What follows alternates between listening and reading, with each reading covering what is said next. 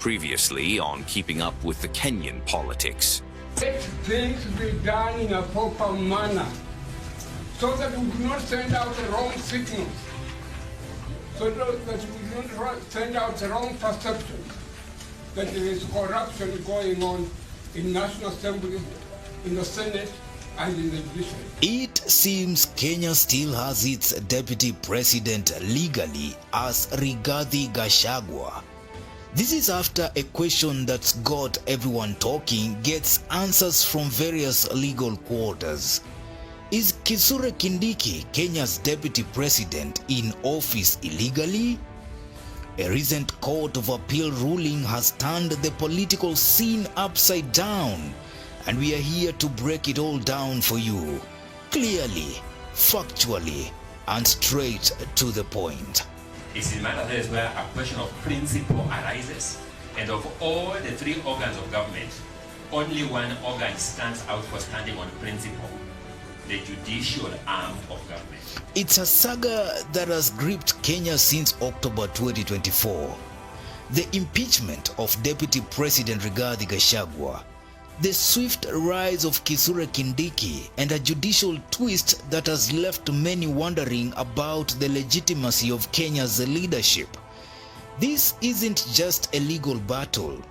It is a test of Kenya's constitutional framework and the will of its people. So what's the story? And why should you care? Let's rewind. Mimi sasa. Unajua? Mimi naweza kukufanya one term president. Usipofanya hii, usipofanya hii, usipofanya hii, nahitaji bilioni 10. Wewe unajua bilioni 10, Bwana Waweru? Labda kilikuwa za nini rais? Bilioni 10 ndio niende niongee na watu ya mlimani, you know, ni kupangie siasa, sijui nifanye nini. Mimi nikaona hapa nikamwambia I will not do it. On October 17th, 2024, Kenya's National Assembly and Senate voted to impeach Deputy President Rigathi Gachagua. The charges: abuse of office, gross violation of the Constitution, and more. It was a historic moment. Gachagua became the first deputy president to face such a fate under Kenya's 2010 Constitution. But Gachagua didn't go quietly. He headed to the High Court in Kerugoya, securing conservatory orders on October 18th that blocked anyone from replacing him until his legal challenges were heard. Meanwhile, President William Ruto wasn't wasting time. On October 18th, he nominated Interior Cabinet Secretary KITHURE Kindiki as Gachagua's replacement. The National Assembly, in a swift move, approved Kindiki with 236 votes. But those conservatory orders stood in the way of Kindiki taking office. That is, until a dramatic court decision changed everything.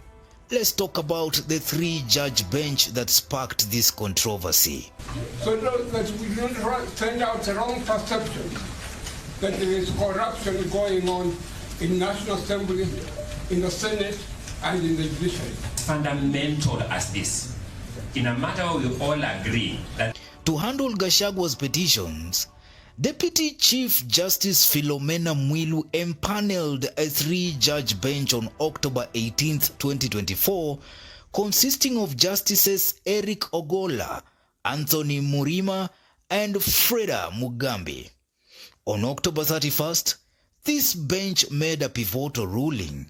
They lifted the conservatory orders, arguing that a vacant deputy president's office would paralyze government operations.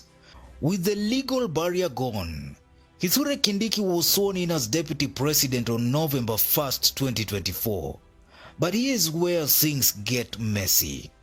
Fast forward to May 9th, 2025, the Court of Appeal, led by Justices Daniel Musinga, Mumbi Ngugi, and Fred Ochieng, dropped a bombshell. They ruled that Philomena Mwilu had no constitutional authority to empanel that three-judge bench. Why? Because under Article 165 of the Constitution, only the Chief Justice in this case, Martha Koome, can assign judges to constitutional cases. The court found no evidence that Koome was unavailable or that Mwilu was acting as Chief Justice. The bench's formation was declared unconstitutional, and its decisions, including the one allowing Kindiki's swearing in, were void. Chief Justice Koome was ordered to form a new bench within 14 days to hear Gachagua's petitions afresh. So, does this mean KITHURE Kindiki is in office illegally? It is not that simple.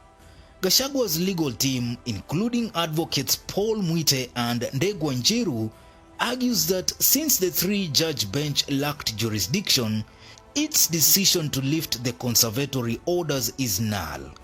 They say Gachagua could still be the rightful deputy president. On X, some Kenyans echo this, calling Kindiki's position questionable. But here's the other side. Kindiki's nomination and approval by Parliament followed the Constitution to the letter. The Court of Appeal didn't explicitly remove Kindiki or declare his swearing in illegal. Plus, the courts have emphasized that a vacancy in the Deputy President's office isn't in Kenya's interest. As of now, Kindiki remains in office, but the legal cloud hangs heavy. The next chapter is unfolding. The Court of Appeal has ordered a new bench to hear Gachagua's petitions. If the new bench finds Gachagua's impeachment was unlawful, it could shake up Kindiki's position. But the High Court's power is limited. It can review the impeachment process, not reverse it outright. Gachagua's team also withdrew a related appeal after Kindiki's swearing in, which might complicate their case. For now, Kindiki serves as deputy president, but the judiciary holds the key to this saga's resolution. For the deputy chief justice to have sat in the middle of the night on Friday, the 18th of October, was a gross irregularity. That even the Gen Z were abducted, the substantive chief justice did not empanel a single bench to sit on Saturday or on Sunday. That is why this was the context in which this matter must be viewed. And why should every Kenyan care? So nikamwambia hii haiwezekani. Na kama ni kuwa one term ni sawa. Hakuna problem. Kama wewe ndio kuamua nani atakuwa one term, nani atakuwa sijui how many terms, nilikuwa nafikiri ni wananchi wa Kenya na Mungu. This isn't just about Gachagua or Kindiki. It is about the strength of Kenya's constitution, the independence of Kenya's judiciary, and the stability of Kenya's leadership. Every Kenyan feels the ripple effects of political uncertainty. This case tests whether the institutions can uphold the rule of law while keeping the government running. It's a story of power, justice, and the future of Kenya's democracy. And that's where Kenya stands. The Kindiki-Gachagua saga is far from over, and the courts will have the final say. What do you think? Is Kindiki's position secure, or is Gachagua poised for a comeback? Drop your thoughts in the comments.